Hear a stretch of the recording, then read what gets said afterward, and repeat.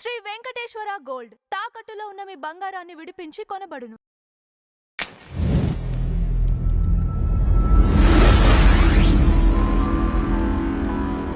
నమస్కారం రాజేష్ గారు. నమస్కారం. రాజేష్ గారు, ఈ సాల్మాన్ మరణం తర్వాత జగన్మోహన్ రెడ్డి గారు ట్వీట్ చేయడం జరిగింది. ఇప్పుడు ఆ ట్వీట్ పైన చాలా మంది కూడా విమర్శిస్తున్నారు. ఒక క్రిమినల్ దగ్గర ఒక 12 కేసులు ఉన్నాయి అతని పైన. ఒక రేప్ కేసు, తర్వాత 6 ఏమో క్రిమినల్ కేసులు, ఒక 5 ఏమో దొంగతనానికి సంబంధించిన కేసులు. ఈయనున్న వ్యక్తిని సమర్థిస్తూ ట్వీట్ చేయటం ఏంటి జగన్మోహన్ రెడ్డి గారు అని చెప్పేసి విమర్శిస్తున్నారు. మీరేమంటారు? అంటే జగన్మోహన్ రెడ్డి తెలుగుదేశం నాయకత్వంలోని ఎన్డీఏ కూటమి ప్రభుత్వాన్ని విమర్శించడానికి, చంద్రబాబు నాయుడు గారిని దోషిగా చూపించడానికి అన్ని పరిధులు దాటి, అంటే ఒక రాష్ట్ర మాజీ ముఖ్యమంత్రిగా, ప్రస్తుతం చట్టసభకి ఎన్నికైన శాసనసభ్యుడిగా, ఒక రాజకీయ పార్టీకి అధ్యక్షుడి హోదాలో ఉన్న సమాజంలో ఒక బాధ్యత కలిగిన వ్యక్తిగా కాకుండా కేవలం తన రాజకీయ ప్రత్యర్థులు అధికారంలో ఉన్నారు కాబట్టి వాళ్ళని రాజకీయంగా విమర్శించడానికి దక్కే ఏ అవకాశాన్ని నేను వదులుకోను, ఈ క్రమంలో ఎన్ని పరిధులు దాటడానికైనా నేను సిద్ధమని చెప్పని ఆయన స్థాయి ఆయన తగ్గించుకుంటా ఒక రకంగా సంస్కారహీనపు రాజకీయాలకు పాల్పడతా ఉన్నాడు అనేది అర్థమవుతా ఉంది.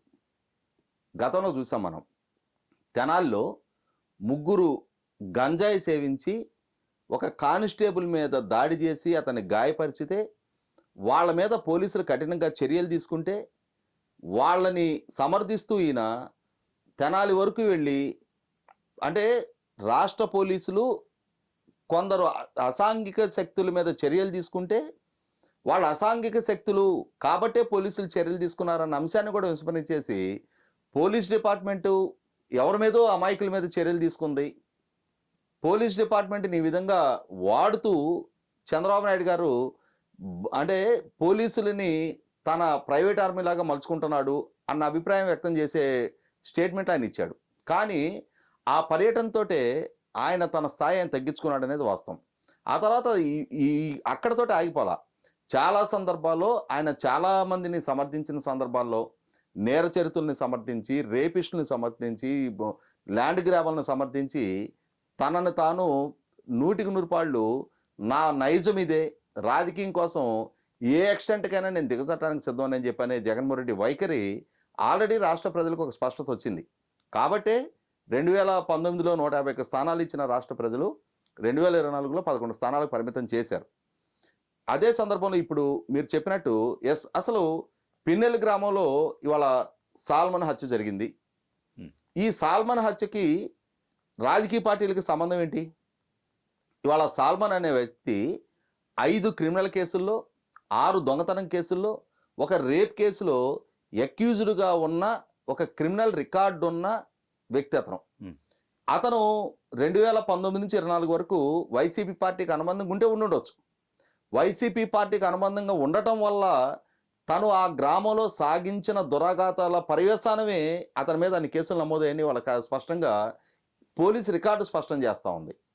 అటువంటి వ్యక్తి ప్రభుత్వం మారిన తర్వాత తను ఎటువంటి లైఫ్ స్టైల్ లీడ్ చేశాడు అనేది తనకు ఒక స్పష్టత ఉంది. కాబట్టి ఇప్పుడు రాజకీయంగా పరిస్థితులు, పరిణామాలు తనకు ప్రతికూలంగా ఉన్నాయి కాబట్టి ఇక్కడ నేను చేసిన ఈ అగాత్యాల దృష్టిలో పెట్టుకొని ప్రజలు కనుక తిరుగుబాటు చేస్తే రేపు నాకు ఇబ్బందికర పరిస్థితులు ఉంటాయనే ఉద్దేశంతో అతను గ్రామాన్ని ఇడిచెళ్తే వెళ్ళి ఉండొచ్చు.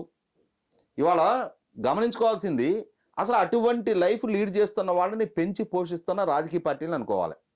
అటువంటి వ్యక్తి మా కార్యకర్త అని చెప్పని చెప్పుకుంటున్న సందర్భంలో మరి అతని మీద నమోదై ఉన్న రేప్ కేసుకు కూడా వైసీపీ పార్టీ ఓనర్షిప్ తీసుకుంటుందా? అతని మీద ఉన్న 6 దొంగతనం కేసులకు కూడా వైసీపీ పార్టీ వాళ్ళు ఓనర్షిప్ తీసుకోవడానికి సిద్ధంగా ఉన్నారా? అతని మీద నమోదైన 5 క్రిమినల్ కేసులకు కూడా వైసీపీ పార్టీ ఓనర్షిప్ తీసుకోవడానికి సిద్ధంగా ఉందా? అంటే అతనికి క్రిమినల్ రికార్డు ఉంది కాబట్టి కొట్టి చంపేస్తారా అని అంటే, క్రిమినల్ రికార్డు ఉంది కాబట్టి కొట్టి చంపాల్సిన నష్టం లేదు. కానీ అక్కడ పేతురు అనే వ్యక్తికి, సాల్మన్ అనే వ్యక్తికి ఇరువురు వ్యక్తుల మధ్య జరిగిన ఘర్షణ. అది ఇరువురు దళిత సామాజిక వర్గీయులే. పోనీ ఒకరు అగ్రవర్ణం, ఒకరు రాజకీయంగా క్రియాశీలకంగా ఉన్న వ్యక్తి, ఇతను కూడా రాజకీయంగా క్రియాశీలకంగా ఉన్నాడు కాబట్టి అని చెప్పని ఇతన్ని ఎప్పుడు గ్రామంలోకి వస్తాడని చెప్పని మాటు వేసి ఇతను రాగానే కొట్టి చంపారని చెప్పని అనుకోవటానికి కూడా అది ఇరువురు వ్యక్తుల మధ్య చెలరేగిన ఘర్షణ. ఎప్పుడైనా మనకు ఒక సామెత ఉంది, కత్తులతో తిరిగేవాడు కత్తులతోటే పోతాడు అంటారు. ఇది నేను ప్రత్యక్షంగా నేను కాలేజ్ రోజుల నుంచి కొన్ని వందల మందితోటి లైవ్ ఎగ్జాంపుల్గా చూస్తున్నాను నేను. ఎవరు ఎటువంటి లైఫ్ లీడ్ చేస్తే లైఫ్ ఎలా లీడ్ చేయాలనేది వాళ్ళ ఓన్ చాయిస్. వాళ్ళు ఎటువంటి జీవనం సాగించాలనేది వాళ్ళు ఎంపిక చేసుకుంటే దానికి తగిన పరిస్థితులు పరిణామాలే వాళ్ళకు కూడా సంక్రమిస్తాయి. అట్లాగే ఈ సాల్మన్ నేరపూరిత జీవితాన్ని ఎంచుకున్నాడు. అతను ఖచ్చితంగా అదే ఆధిపత్య ధోరణి ప్రదర్శించి ఉండొచ్చు అక్కడ. దాన్ని ప్రతిఘటించిన పేతురు అతనితో ఘర్షణకు దిగుంటాడు. అక్కడ ఏం జరిగిందనేది మీరు నేను ఎవరని చూడాల. అలాగే కాసు మహేష్ రెడ్డి చూడాల, జగన్మోహన్ రెడ్డి చూడాల.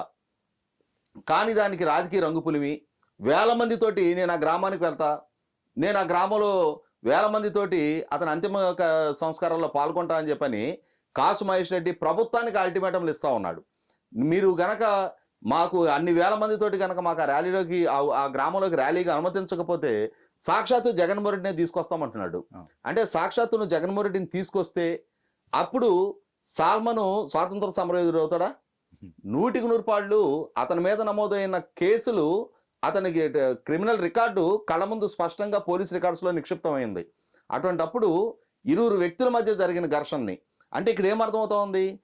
ఎవరు ఏ సంఘటనలో ఇన్వాల్వ్ అని, ఎవరు ఏ సంఘటనలో ఏ నేరాలకైనా పాల్పడని, కానీ ప్రభుత్వానికి వ్యతిరేకంగా రాజకీయంగా ఉద్యమించాలి అనుకోవటానికి వేరే రకమైన ఎజెండా లేదు, మాకు లేవు కాబట్టి వీటిని మేము ఆయుధాలుగా ఎంచుకుంటామంటున్నారు. నిజంగానే ఈ వ్యక్తుల మధ్య జరిగిన ప్రతి ఘర్షణకి కనుక సమాధానం చెప్పాల్సి వస్తే మరి మొన్న తుని నియోజకవర్గంలో బంగారయ్య అని చెప్పని తెలుగుదేశం కార్యకర్తని వైసీపీ శ్రేణులు దారుణంగా హత్య చేశారు కదా, ఇంకా కొంతమందిని కత్తులతో పొడిచి గాయపరిచారు కదా. మరి దానికి కూడా జగన్మోహన్ రెడ్డి సమాధానం చెప్పడానికి సిద్ధంగా ఉన్నాడా? ఇవాళ సాల్మన్ హత్యకి చంద్రబాబు నాయుడు గారు బాధ్యుడు, అక్కడ ఉన్న ఎమ్మెల్యే బాధ్యుడు అని చెప్పని విమర్శలు చేస్తున్న కాసు మహేష్ రెడ్డి అయినా జగన్మోహన్ రెడ్డి అయినా సరే, ఇవాళ కాకినాడ ప్రాంతంలో జరిగిన బంగారయ్య హత్యకి ఆ హంతకులని ప్రేరేపించింది, వాళ్ళకి ఆయుధాలు ఇచ్చి పంపించింది, అక్కడ తెలుగుదేశం కార్యకర్తలని హత్యలు చేయించింది అక్కడ స్థానికంగా ఉన్న వైసీపీ నాయకులు, పార్టీ అధినేతగా ఉన్న జగన్మోహన్ రెడ్డి అని చెప్పని వాళ్ళు కూడా దానికి రెస్పాన్సిబిలిటీ తీసుకోవడానికి సిద్ధపడితే అప్పుడు ఇవాళ సాల్మన్ హత్యకి చంద్రబాబు నాయుడు గారినో ప్రభుత్వాన్ని దోషిగా చూపించితే అర్థం ఉంది. వాళ్ళ శ్రేణులు చేసిన హత్యలకి జవాబుదారీ ఉండదు, వాళ్ళ శ్రేణులు చేసే ఉన్మాదానికి జవాబుదారీ ఉండదు. సమాజంలో ఈ విధంగా హింసా ప్రవృత్తి, ఈ ఉన్మాద ధోరణి పెంచి పోషించడం బాధ్యత కలిగిన రాజకీయ పార్టీగా మన శ్రేణులకు తగదు అని చెప్పని జగన్మోహన్ రెడ్డి ఎప్పుడైనా ఎక్కడైనా వాళ్ళ శ్రేణులకు హితవు చెప్పాడా? ఏ సందర్భంలో కూడా స్పందించిన జగన్మోహన్ రెడ్డి ఏ సమయంలో కూడా తన శ్రేణులు కానీ తన నాయకులు కానీ తప్పు చేసిన ఇది తప్పు అని చెప్పిన వాళ్ళని ఖండించిన జగన్మోహన్ రెడ్డి ఇవాళ ఎప్పుడు ఏ అస్త్రం దొరుకుద్దా దాన్ని అడ్డుపెట్టుకొని ఏ రాజకీయం చేయాలని చెప్పని పన్నుతున్న ఈ కుట్రలు కుయుక్తులకి అతని నైజం ఈ రోజే కాదు కదా. ఎన్డీఏ కూటమి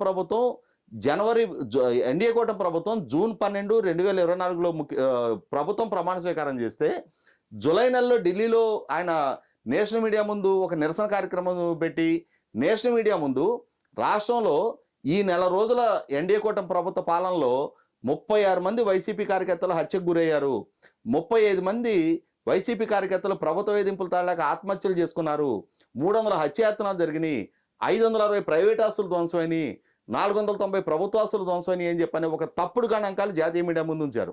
అలా ఉంచిన సందర్భంలో జాతీయ మీడియా నుంచి ఒక్క ప్రశ్న అతనికి లేవనెత్తారు. మీరు 36 మంది చనిపోయారు అంటున్నారు కదా, వాళ్ళ పేర్లు మీరు చెప్పగలుగుతారా అని చెప్పని జాతీయ మీడియా ఒక ప్రశ్న లేవనెత్తగానే తట్టబుట్ట సర్దుకొని అమరావతి పరిగెత్తుకొచ్చాడు. ఎందుకంటే అవన్నీ ఫేక్ అంకెలు. అప్పటికి ఏ వైసీపీ కార్యకర్త హత్యకు గురి కాలేదు, ఏ వైసీపీ కార్యకర్త ఆస్తులు ధ్వంసానికి గురి కాలేదు, ఏ వైసీపీ కార్యకర్త ఆత్మహత్యకు పాల్పడ్డ నేపథ్యం లేదు. కానీ జగన్మోహన్ రెడ్డి నెల రోజుల క్రితం ఎన్నికైన ప్రభుత్వాన్ని రద్దు చేసి రాష్ట్రపతి పాలన పెట్టమని చెప్పని, అంటే తన ప్రత్యర్థులు ముఖ్యమంత్రిగా ఒక నెల రోజులు కూడా కొనసాగటాన్ని జీర్ణించుకోలేని తన అసూయని దుగ్ధని వ్యక్తం చేస్తా జాతీయ మీడియా ముందే అంతగా అప్రదిష్ట పాలైన జగన్మోహన్ రెడ్డి ఇవాళ ఈ సాల్మన్ విషయంలో ఈ విధమైన శవరాజకీయాలకు పాల్పడ్డని చెప్పని మనం ఎందుకు అనుకుంటాం? 100% జగన్మోహన్ రెడ్డి వైసీపీ పార్టీ ప్రభుత్వాన్ని విమర్శించడానికి ఎక్కడ ఏ చిన్న సంఘటన జరిగినా దాన్నే హైలైట్ చేసి దాని రూపంలోనే మళ్ళీ తిరిగి ప్రజల్లోకి వెళ్ళాలనుకుంటున్నారు తప్ప అసలు సిసలు కన్స్ట్రక్టివ్ క్రిటిసిజం, ప్రభుత్వంలో ఉన్న లోపాలని, ప్రభుత్వ విధానాల్లో ఏదైనా తప్పులు జరిగితే వాటిని, ప్రభుత్వ పాలనలో ఎవరికైనా అన్యాయం జరుగుతుంటే వాటిని ప్రస్తావించి ప్రజల పక్షాన్ని నిలబడి ప్రజల పక్షాన పోరాటం చేసి ప్రభుత్వాన్ని శాసనసభకు హాజరై గౌరవప్రదంగా ప్రభుత్వాన్ని విమర్శించడానికి ఆస్కారం ఉన్నా కూడా కనీసం మాత్రం ఆ పాత్ర పోషించడానికి కూడా సిద్ధంగా లేకుండా ఈ ట్వీట్లకు పరిమితం అయ్యి రాష్ట్రంలో కాకుండా బెంగళూరులో నివాసం ఉంటా అప్పుడప్పుడు వచ్చి విజిటింగ్ ప్రొఫెసర్స్ లాగా ఈ విజిటింగ్ కార్యక్రమాలు ఈ విధంగా ఇది ఎక్కడో గ్రామంలో ఐసోలేటెడ్గా ఇరువురు వ్యక్తుల మధ్య జరిగిన సంఘటనల్ని మొత్తం సమూహాలకి రాజకీయ పక్షాలకి ప్రభుత్వాలకు కూడా ఆపాదించి వాటి ద్వారానే ఉద్యమ కార్యాచరణ చేస్తామనంటే వీటిని ప్రజలంతవరకు పరిగణలోకి తీసుకోవడానికి సిద్ధంగా ఉన్నారనేది ఆయన మొట్టమొదటి రిలీజ్ కావాల్సిన అవసరం ఉంటుంది.